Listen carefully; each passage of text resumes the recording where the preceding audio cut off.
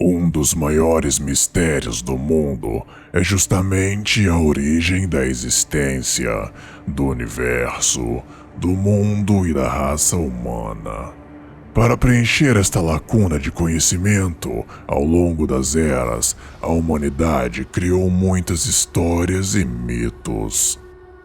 Alguns textos hindus dizem que tudo que existe foi criado da divindade Brahma, o Criador, e que para fazer homem e mulher ele se dividiu em dois. Outros textos do hinduísmo dizem que um grupo de divindades, filhos de Brahma, os Prajapati, criaram todas as criaturas viventes. Os Tupis Guaranis, povo indígena que vivia na América do Sul antes das colonizações, acreditavam que a criação de tudo estava atribuída ao deus Tupã, cuja voz podia ser ouvida nos trovões e que morava no sol. Outra tribo de índios, desta vez na América do Norte, os Apaches, tinham várias histórias sobre a criação. Uma delas diz que Tepeu e Gucumats, duas divindades que tinham forma de serpentes com penas, se sentaram juntas e começaram a pensar. E então tudo o que elas pensavam passava a existir. Na mitologia grega, o homem foi criado pelo titã Prometeus, que fez um boneco de barro, e a deusa Atena soprou-lhe, o trazendo à vida. Na mitologia cristã, a divindade Jeová fez o mundo em 6 dias. Depois fez um boneco de barro e, soprando-lhe o sopro da vida, criou o primeiro ser humano, Adão. E depois a primeira mulher, Eva, de uma de suas costelas. Conforme o tempo passa e a humanidade evolui, muitas histórias são substituídas por conhecimentos científicos. Não mais cremos que trovões são deuses. Pelo contrário, entendemos exatamente por que e como eles acontecem, e podemos até prevê-los com instrumentos. Não mais acreditamos que a Terra é plana como está nos escritos antigos, nem em certos demônios, desde que descobrimos as bactérias e os vírus. Conquanto algumas pessoas continuem presas a histórias que já foram desmentidas ou comprovadas serem impossíveis, velhas teorias continuam a ser derrubadas e novas sendo criadas, e isso é algo inevitável. O vídeo de hoje será sobre a teoria da criação do homem de um ponto de vista mais moderno. Provavelmente você já deve ter ouvido falar sobre Anunnakis ou Nibiru, mas talvez não saiba de onde isso veio. Pois no vídeo de hoje você conhecerá a teoria de Zeharia Sitchin, a teoria da criação do homem pela raça de aliens Anunnaki.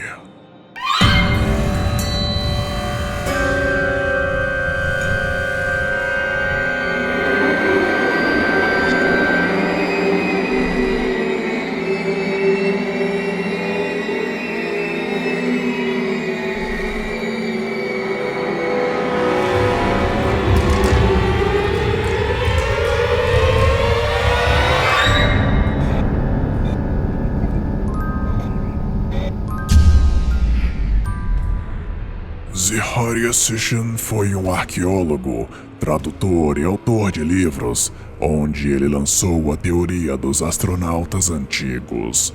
O objetivo deste vídeo não é afirmar que esta teoria é a verdade. Para estudar a fundo, precisaríamos rever toda a sua obra e descobrir se ele inventou algumas coisas ou não. E isso inclui saber ler escrita cuneiforme babilônica, algo que poucas pessoas poderiam fazer, fora que poderia ser trabalho para uma vida inteira. Zeharia Sitchin estudou os escritos dos Sumérios, que foram as primeiras civilizações do planeta, que viveram há mais de 6.000 anos atrás. A cidade principal se chamava Urim, também conhecida como Ur. Essa cidade ficava onde hoje é a região do Iraque, no Oriente Médio.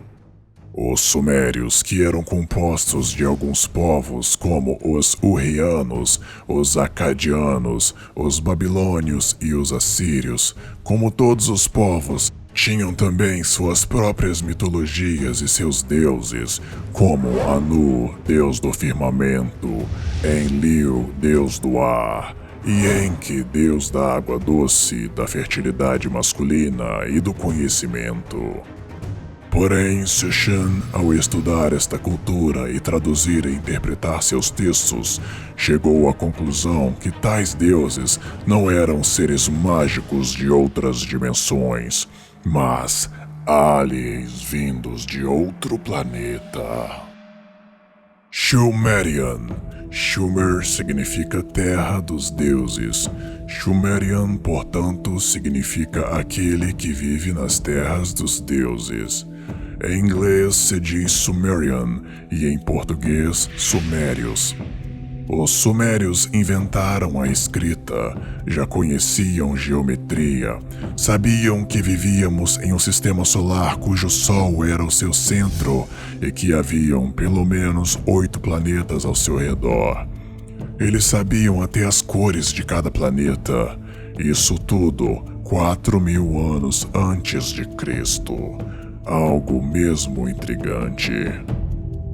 A teoria dos astronautas antigos é uma teoria que tem sido usada e modificada para se criar teorias novas, acrescentando-se ainda outras, reptilianos, Illuminati. Porém, neste vídeo vamos voltar à sua origem.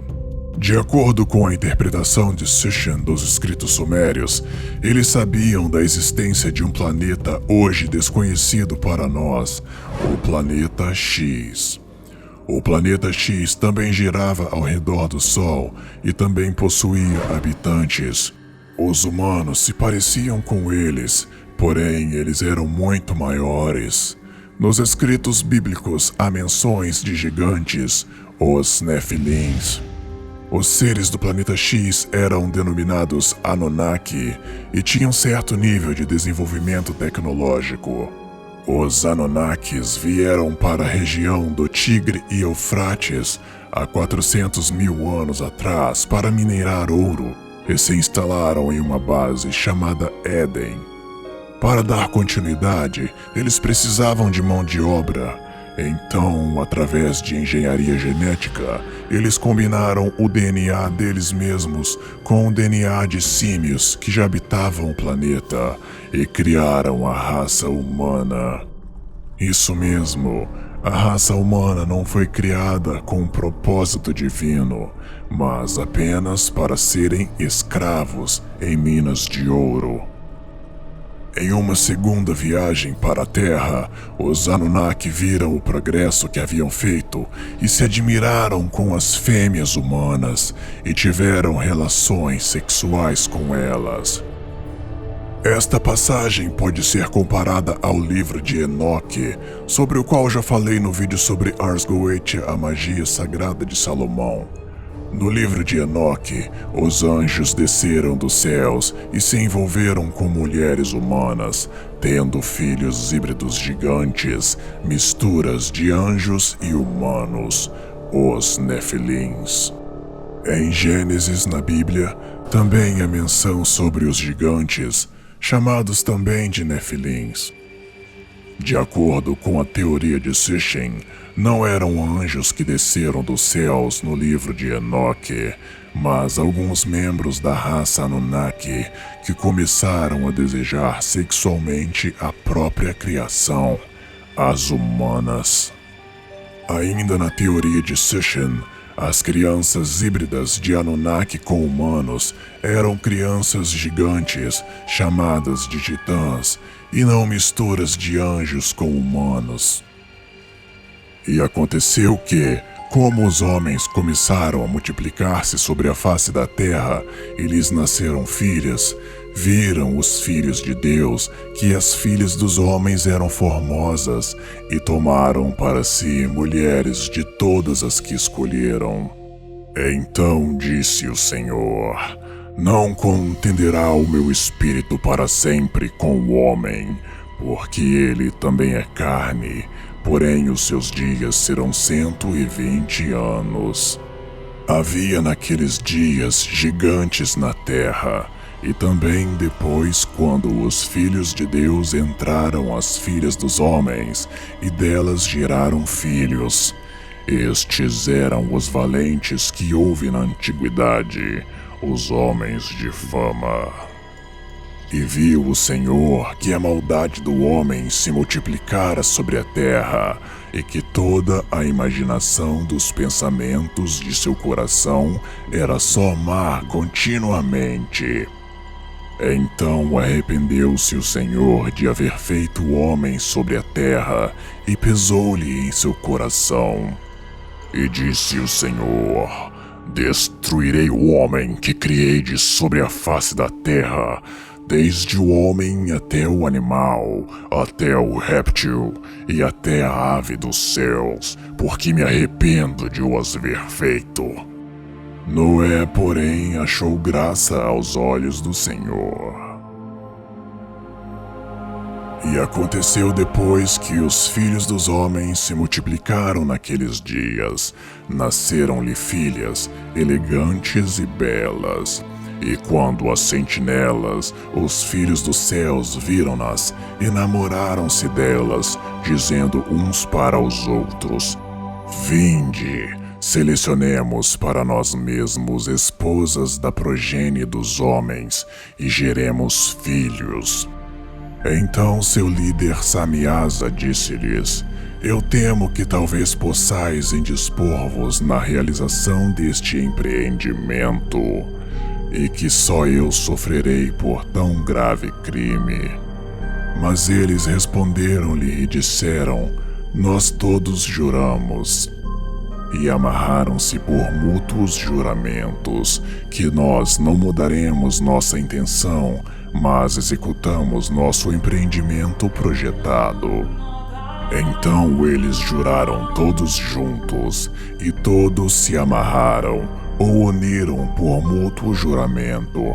Todo seu número era 200, os quais descendiam de Ardes, o qual é o topo do monte Armon. Então eles tomaram esposas, cada um escolhendo por si mesmo, as quais eles começaram a abordar, e com as quais eles coabitaram, ensinando-lhes sortilégios, encantamentos e a divisão de raízes e árvores. E as mulheres conceberam e geraram gigantes. Como vocês podem ver na Bíblia e também no livro de Enoque, Deus ficou irado com o que aconteceu na terra. Outra coisa curiosa é que no livro de Enoque, em aramaico, não há a palavra anjo, mas sentinela. Porém, de acordo com a teoria de Sitchin, o que aconteceu foi que o líder dos Anunnaki não gostou do que aconteceu na Terra e decidiu acabar com os humanos que ele mesmo decidiu fabricar. Para isso, ele decidiu enviar uma grande inundação, conhecida na Bíblia como o Grande Dilúvio. É comumente sabido que nos textos sumérios há um grande dilúvio, e muitos dizem que muitos textos bíblicos são na verdade plágios de textos sumérios. Gênesis então seria um plágio das epopeias de Gilgamesh, um personagem da mitologia suméria, mistura de homem e deus, uma espécie de Hércules muito antigo. No meio de toda essa confusão, haviam Anunnakis que gostavam dos humanos e não queriam que eles fossem aniquilados. Traindo sua própria raça, eles escolheram um humano e disseram-lhe para construir uma arca e salvar sua família. Este humano era Noé. O resultado é que a raça humana não foi totalmente extinta, e os Anunnaki depois decidiram deixar os humanos em paz e voltaram para seu planeta Nibiru. Seria essa teoria a verdade? Ou não? Outra coisa certa, e que inclusive eu já disse antes, é que o ser humano é incapaz de descrever com exatidão algo além de sua compreensão. É muito provável que se uma raça alien viesse à Terra naquela época, seriam considerados não seres de outros planetas, mas deuses. De fato, não precisamos ir muito longe para constatar isso. Temos, por exemplo, a história de alguns religiosos das ilhas da região da Melanésia. Eles esperam pelo dia em que John Thron, ou John Thron, uma divindade, virá dos céus para trazer-lhes mercadorias e bens materiais. A origem dessa lenda é que durante a Segunda Guerra Mundial, tropas de soldados americanos chegaram à ilha e deram comida e presentes para os membros dessa tribo. Provavelmente algum dos soldados se chamava John e era dos Estados Unidos. Hello, I'm John from America. Os adoradores de John Thron criaram monumentos e desenhos representando as coisas divinas que eles viram, os aviões, e ainda se reúnem nos dias de hoje, uma vez por ano, para festejar e esperar que um dia John Thron volte. A verdade é que uma civilização antiga que visse aliens vindos de outros planetas simplesmente agiria da mesma forma. Eles não conseguiriam entender que tais seres vieram de outros planetas, assim como os seguidores de John Thron, que simplesmente não conseguiram entender que John não era um deus, mas apenas um soldado em guerra.